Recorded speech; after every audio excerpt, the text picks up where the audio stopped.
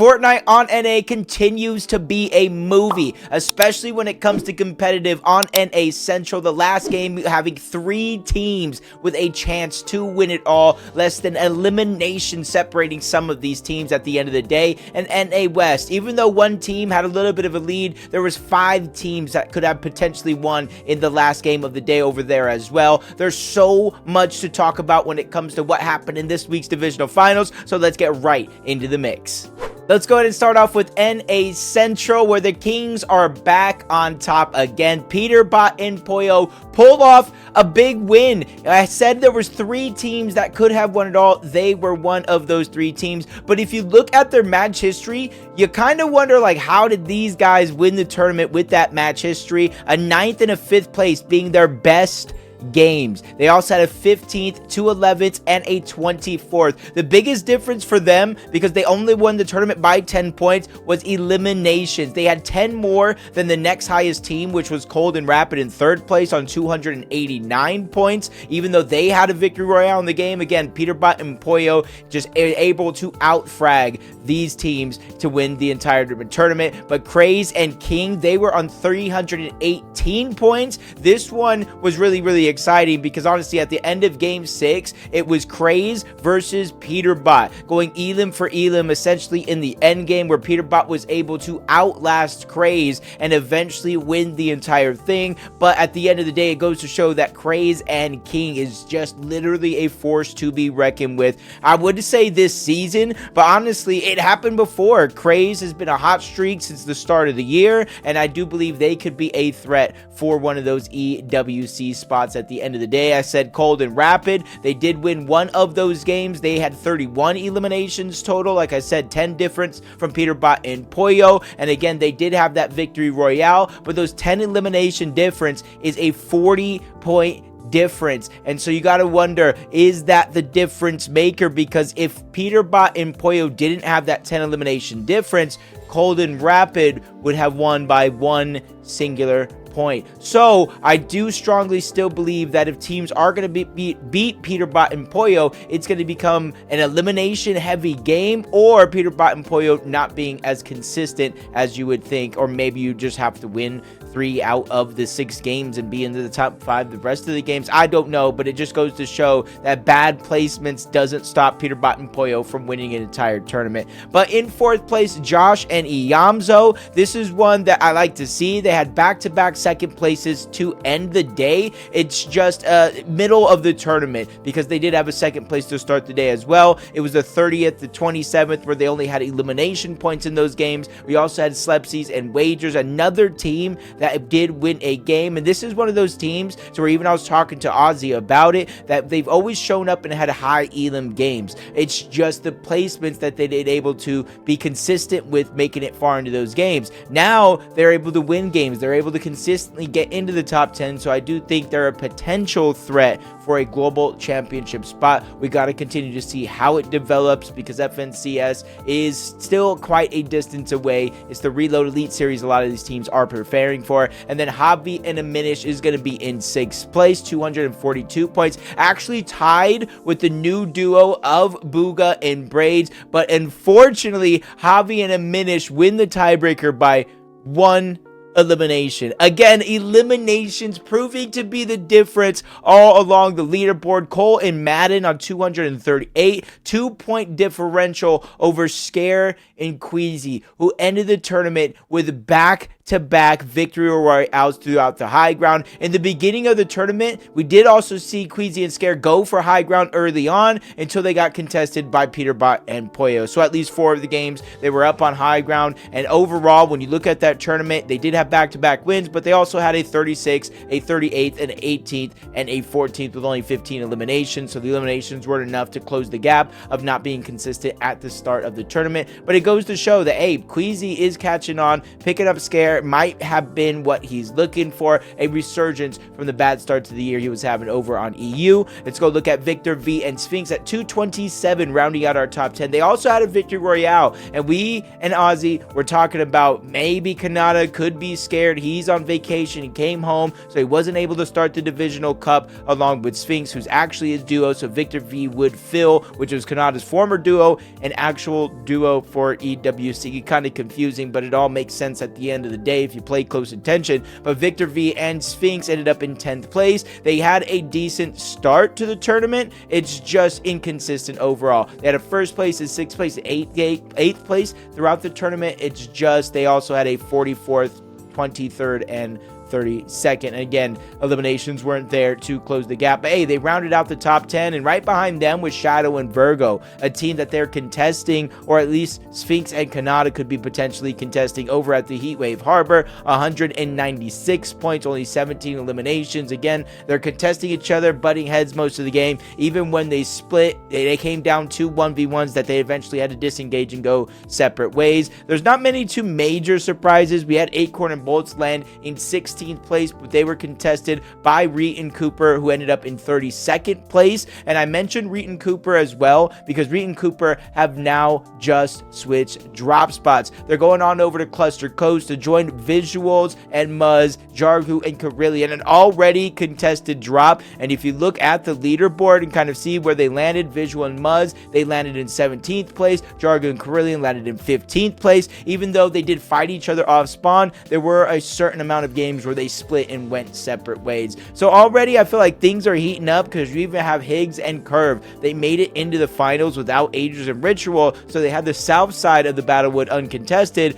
but they weren't really able to have any pop-off moments, or at least nothing that really brought our attention to it. A 29th place, a 28th place, a 25th place. Their best game was a 7th place with 7 eliminations, so it almost makes you scratch your head, is this team going to stick? I personally don't necessarily think so. I think one of the major things they're lacking is that like veteran experience. They're both smart players. They're both incredibly mechanically gifted. It's just something isn't clicking. Maybe we'll have another week or two, but this is just one of those things with time running out. EWC already had started, so they have to stick together for that, but FNCS right around the corner, they're gonna know or not if it clicks. I'm not sure too many teams that I might have missed out, but let me know in the comments below when it comes to NA Central what you think about the teams that performed well, and well, what you think about some of the teams that didn't perform so well. On over to NA West, favorite region of all time. I did miss the first 2 games because Central and West do clash, and I was doing a little bit of a watch party on Twitch. Make sure you guys follow that one with Ozzy. Let me know in the comments below what you guys think about me and Ozzy working together. But because I missed the first 2 games, I did miss the early action, and that's where Phoenix and Retro, our eventual winners of the entire tournament, did get their win. They started off with a 7th with 4 eliminations, and then a win with 7 eliminations. That's how they started the tournament. And right now, I'm confident to say it, this is probably one of the best teams on NA West. I almost want to put them inside of the top 3 without a shadow of a doubt, but I still think the season and some of the teams are developing. But Phoenix and Retro do deserve a huge shout out. 381 points, 337 was second place, so almost a 50-point lead for Phoenix and Retro. And it would have been honestly a little bit closer, but it was Retro that did solo clutch them a 13th place with 2 eliminations to make sure, hey, we're not going to make this close. We are definitely going to keep it interesting, so you got to give them credit for being able to clutch that one out. I don't know who made the call, but let me know in the comments below who you guys think did. And Act and Velo, though, this is the team that did catch up. And Act and Salco already have their EWC spot secured, but it's BR where they went their separate ways. And Act and Velo not only got second place with 337, but their second half of the tournament was impressive. They got a win, they got a second, they got a third, they got 9, 10, and 6 eliminations in those games. If they didn't have a bad start to the tournament, or at least one of those bad games of a 33rd and a 27th, I do think they could have made this a little bit closer, potentially winning the entire thing, because They were the ones that hunted down in multiple games. It just didn't work in every single game, but they hunted down Phoenix and Retro to eventually cause Phoenix to go down, I do believe, if I remember that correctly. And this is where it is impressive, kind of taking matters into their own hands. But in third place, Ratgun and Blood Gangsta, again, they did get a win. And I did think this team was going to be able to pull it through because they won the first game with 11 eliminations, but then that's when inconsistency kind of struck. 10th place, 7th place, that's not too bad. That's nothing to fret at, but it's the 19th back-to-back games where you don't get a ton of placement points, even though they did get 10 eliminations in both of those games combined. It's just not enough to kind of make up the amount of points that you're missing out. They did end the day with an 8th place with 4 eliminations, but by then Phoenix and Retro kind of already ran away with it. Timco and Marcos on 296 points, beating out the tiebreaker for Baca and Pars, who are also 296 points. Timco and Marcos won 2 games. They won back-to-back to end the day. So again, they're following Queasy and Scare's footsteps. Let me know. I'm hearing a lot of great things about this Timco guy. So if you guys know anything about him a little bit more, let me know in the comments below, because I'm interested to see him continue to develop. I know I have him on my friends list in Fortnite, not to brag, all jokes aside. I'm interested to see who the up-and-comers of this region are. Baca and Pars again in 5th place. They had a very, very bad start to the year. Again, I had me scratching my head wondering what's going wrong, but again, now into the top 5. I think they're feeling themselves a little bit more. Maybe this meta, even though it's not too different than last, suits them just a little bit more. Could be the map. I don't know. The great changes on it. Slixies and OC, though, at 288. Blizzy and Cynical on 267. Blizzy and Cynical were actually inside of the top 3 at one point in the tournament, but then they went down pretty early off spawn in one of those games, 32nd place, and then they ended the day with 14th, so they weren't able to continue the momentum because, again, they did have a victory royale throughout the day. Salco and Z-Link on 244 points in 8th place, Fly and Peepotron, and then Epic Whale and Pump on 10th place. They did leave Central to go ahead and play this, so that kind of left Liam and I believe Zen on Central uncontested at the top side of the map. It's just unfortunate they were contested, uncontested on the wonky side. So I'm just interested to see where they kind of end up going on 2 different sides of the map on 2 different regions, kind of giving themselves options. I don't know. I want to see this team play a little bit more aggressive in certain situations because I do believe they have kind of the strategy down. They are able to get surge. It's just in certain moments I do want to see them get a little bit aggressive. Xpon and Doxy, a Summit Land team, falling all the way down to 19th place overall in the leaderboard. Let me know in the comments below if there are any surprises or, again, any players that kind of disappointed you at all in this region. Lacey and Ark will not be here for a while, even though they did qualify for Division 1. Lacey's taken some sort of vacation. I don't really know. He's not going to be there, so Ark should be playing Divisionals next week with Minute.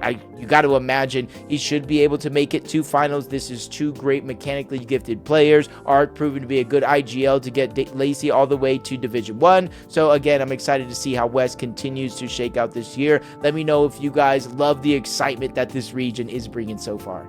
I would break down the entire Reload Elite Series opens as well, but the top 2,000 made it in for EU, 1,000 for Central, 500 for every other region. So I'd be breaking it down for days. I'm pretty sure every familiar face for FNCS did make it in. Let me know in the comments below if I am wrong and somebody you know did not make it in, other than on an NA West. Lacey and Iran did try to play together, and unfortunately they did not make the top 500 cutoff on NA West. So let me know in the comments below what you guys think about that entire situation, how they're performing on both together and on an individual basis. For me, Lacey has been surprising me. I'm pretty impressed so far about how he's been performing, especially having played so long. I do know he has a great atmosphere to kind of build up that skill when he does want to grind the game. Unfortunately, this week he won't be in the divisionals. Again, Ark will be playing with Minute. Lacey will be away, but I'm excited to see if they can make a divisional finals when they do come back. But that's going to do it for today's video. Let me know what you think about this week's divisional finals results. Let me know if any names I missed in the Reload Elite Series and they did not make it in. Other than that, appreciate you guys for watching. Make sure you guys leave a like, comment, subscribe. It really does help the channel go. And other than that, I'll see you guys